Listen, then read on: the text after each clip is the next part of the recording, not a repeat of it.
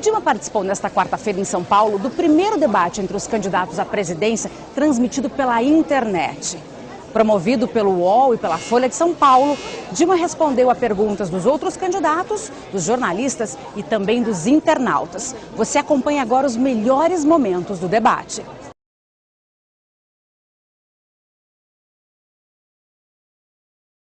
Eu acho que seria muito importante um processo democrático de discussão da questão da reforma política para a gente melhorar a nossa democracia, a nossa governabilidade. Eu concordo que o presidente Lula, e não só isso, tenho certeza, porque ele prometeu para mim, que uma das questões que ele se dedicará ao deixar o governo será lutar pela reforma política e tentar viabilizá-la.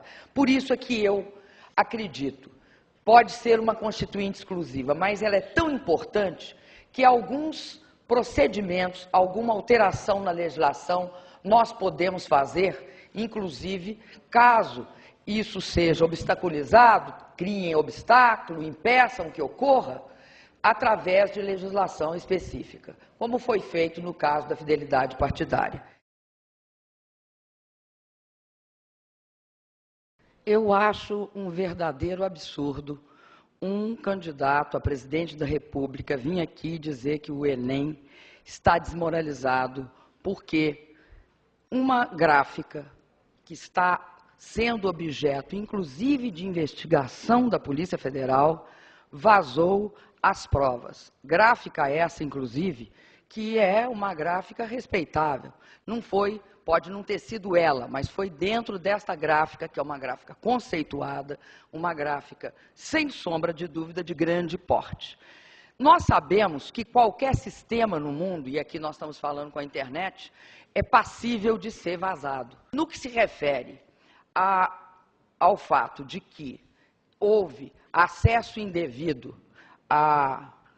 aos dados cadastrais dos alunos, deve-se a que 231 instituições têm obrigatoriamente acesso a esses dados cadastrais. Se a gente usar o método que nós sempre usamos no governo Lula, que é investigar e, em apurando, condenar e punir, nós acabaremos com a impunidade e os vazamentos acabarão. Acabaram, em 98, através de uma lei, com a possibilidade da União fazer escolas técnicas. Isso significou uma paralisia e nós tivemos de ir ao Congresso eliminar essa legislação para poder construir escolas técnicas e agora fizemos 214, o que não foi feito antes no governo do Fernando Henrique nessa dimensão. Já está pronto, Marina, o Minha Casa Minha Vida 2, que pretende construir mais 2 milhões de casas. E o interessante no Minha Casa Minha Vida 2, 2 milhões de casas, né, é que ele prevê que haja uma instalação ambientalmente muito correta, que é o uso do chuveiro. Em vez de ser aquecedor elétrico, seria um aquecedor solar térmico. Outra questão que eu levanto como muito importante no Minha Casa Minha Vida é o fato que, junto a ele, nós também financiamos a implantação de todos os equipamentos de saneamento básico, água e tratamento de esgoto. No que se refere ao quesito redução de impostos, o fato de que nós, ao longo do nosso governo, tivemos uma prática sistemática de redução. Inclusive, diante da crise, nós tivemos uma reação muito clara.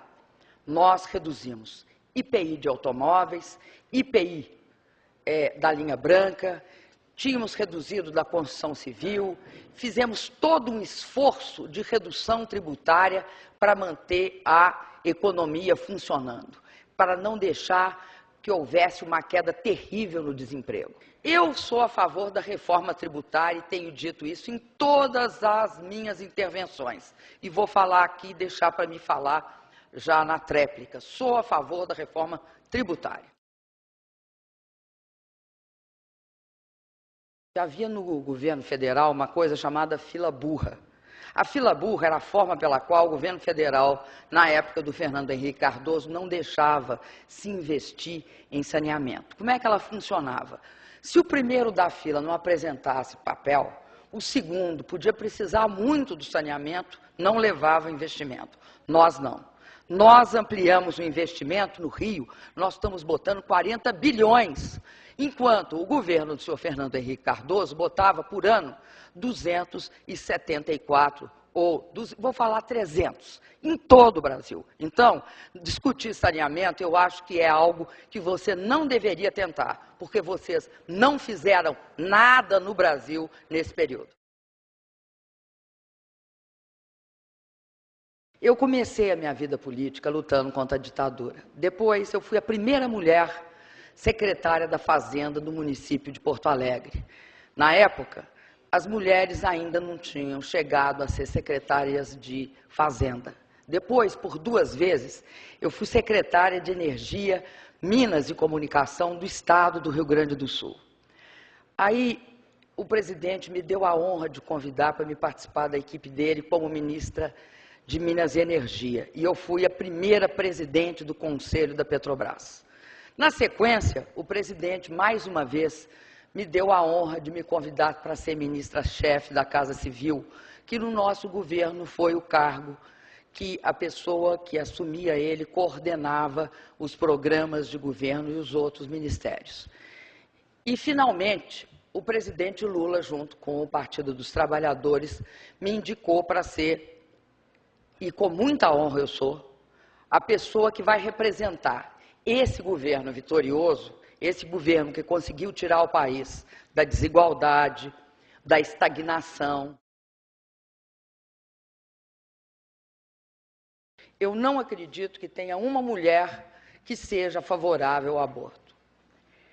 São situações que as mulheres recorrem no desespero e que passam a ser questões de saúde pública pela forma muito desigual em que a nossa população é dividida. Nós recebemos o governo com a taxa de inflação em descontrole, com uma dívida externa elevadíssima. Nós devíamos tanto aos credores internacionais e tínhamos feito um empréstimo ao Fundo Monetário. Esse empréstimo ao Fundo Monetário fazia com que eles controlassem todos os nossos investimentos. Sabe por que nós não investíamos em saneamento? Porque eles aceitaram os dispositivos do Fundo Monetário que impediam o investimento em saneamento, em transportes, em ferrovias, rodovias.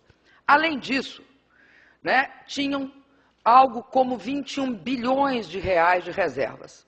E, além disso, uma parte da nossa dívida estava indexada ao dólar. E, além disso, tinham feito uma manobra que até hoje eu não entendi, que eles elevaram os impostos, a carga tributária, conseguiram vender 100 bilhões do patrimônio público e ainda passaram a dívida de 30% para 60%. Ora, nós tivemos de ter todo o trabalho de estabilizar o Brasil. A ANAC tem todos os instrumentos legais, institucionais e operacionais para fazer a fiscalização, que ela deve, inclusive, multar a empresa que deixa passageiros esperando. Eu também acredito que deve ser aberto o capital da Infraero para permitir maiores investimentos. Agora, eu queria também destacar uma questão. Nós podemos acender a luz hoje. No passado, havia racionamento de 8 meses no Brasil. E aí, de fato, a luz não podia ser acendida nem nos aeroportos. Eu me considero hoje plenamente restabelecida. Aliás, duvido que alguém com algum processo de saúde podia enfrentar uma campanha presidencial, que é algo, gente, de fato, a gente escala todo dia o Everest. Eu quero me despedir, pedindo não apenas o seu voto, mas a sua participação nesse esforço de construir esse Brasil que começamos com Lula. Eu conto com vocês e vocês podem contar comigo. Eu quero ser a primeira presidente mulher desse país. Dilma presidente, para o Brasil seguir mudando.